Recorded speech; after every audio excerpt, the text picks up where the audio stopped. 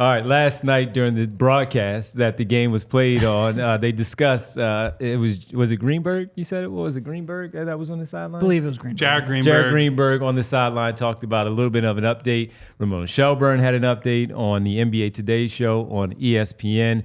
And basically it looks like right now that the word that they are getting is he's not close to returning yet. He's able to get out there on the floor and do some basketball-related activities, but not an official update from the team to let us know exactly where he is in his recovery from the meniscus surgery. And Derek, what are your thoughts on that from what we heard last night and, of course, from Ramona Shelburne?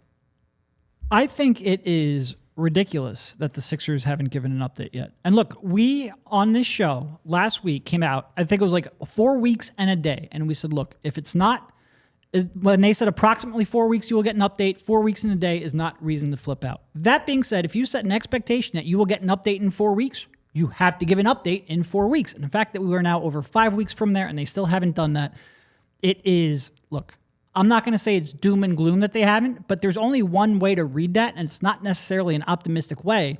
Doesn't mean it's doom and gloom. It just means it's not optimistic. But you've got to, if you want to calm people down, you've got to give an update. If you're going to set an expectation, hedging it with approximately 4 weeks only gives you so much latitude before people hold you accountable for it. It is, and the update was that, what did Ramona say? They're hoping to get him back with like 3 or 4 games left in the regular season. Yeah, like final week or two of the season. I think probably the most charitable way to read this is that he is now back to doing some work, that timeline is probably a week or two later than they were expecting, and we haven't gotten an update following that. Okay, if that's the reality of it, give us an update. This is PR 101. You can't just say we're going to give you an update, then not give you an update. You only read that in one way. Yeah, look, like they made their bed. They have to sleep in it. Whatever the reason is, if it's Joel, because look, we can be honest about Joel's been guarded about this whole thing. The whole reason that it was the cloak and dagger about how to characterize what happened, where it was a procedure versus surgery, and they wouldn't define what it was when we're getting very hyper-specific DeAnthony Melton updates. Some of that is because Joel wants to control the message, and that's fine. But you can't agree that clearly there was agreement, hey, we're updating 4 weeks. Timeline will be updated, whatever it is, whatever the recovery is. And I'm glad we got to talk to Joel in the interim to hear from him himself. But to Derek's point, there is just no way that the guy who was the MVP favorite when he went down is out for 4 weeks. We're at 5 weeks exactly now. The 5 week marker is today, and you don't give anything. Like, I've been sitting here trying to be the calm one and saying, look, no alarms, no panicking. But the only reason to there are no positive reasons to drag it out. If everything is going smoothly, you just say that and say, we'll have an update for you in a couple more weeks. Like Joel Embiid continues to rehab from his procedure on his meniscus. We'll update you in the next 1 to 2 weeks, whatever you want to do. It's not, you don't have to give like a hyper-specific timeline. You do have to say something. You have to give the people something instead of drip feeding through Ramona and Woj and Greenberg and whoever else gets the information. Like, it's not fair to fans who, like, there are fans who will make purchases on tickets and things based on the idea that, okay, I count at today's February 6th, he gets surgery. Joel will be back by then, and I'm going to get to see Joel and Tyrese. Like, it's bullshit on that front. It's bullshit for how they're treating reporters who are trying to cover the story. It's just like, it's disingenuous at this point, a week removed from when we probably should have gotten an update, to pretend like nothing is going on here. Like, it's just unacceptable. And look, if what Ramona says is true and he comes back, let's say April 7th, something in that range, that will be 8 weeks. We all sort of sat here and said, all right, a reasonable timeline for him to return to play is 6 to 8 weeks. That is towards the, outside edge of that window. So like I said, Ramona's update to me wasn't catastrophic.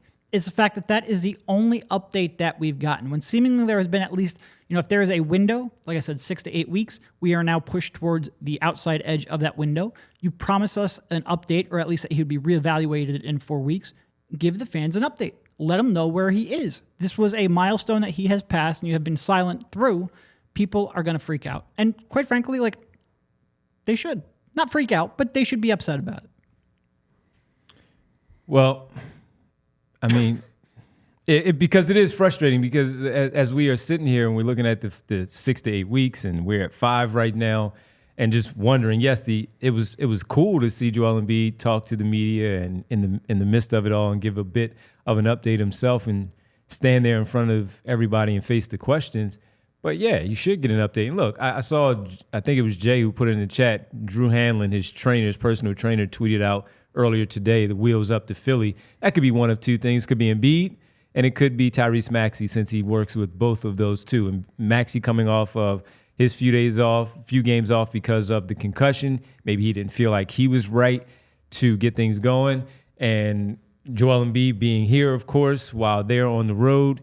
Yes, he can work Joel Embiid out and get some things going there, but also when the Sixers do return from their Thursday game, he could still be here for when Tyrese Maxey comes back. So could be a lot of things with Drew Hanlon. I would imagine if he's saying was up to Philly, he's working with both, but certainly for Joel Embiid. But nobody really cares about that unless the team hands out some information.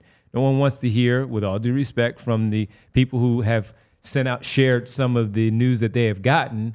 They want to hear from the team and being able to hear from these guys as they report it that Joel Embiid is at this spot, week 5, and there's a pretty good chance that he can start doing this on the floor, lifting his weight, and who knows, maybe he'll be back by the end of this month or the start of April. So it is very frustrating at this point to not have that. It is. But, hey, that's what they do, and that's where it goes. Joel definitely cares about how that stuff is leaked out. We all silly like the mayor.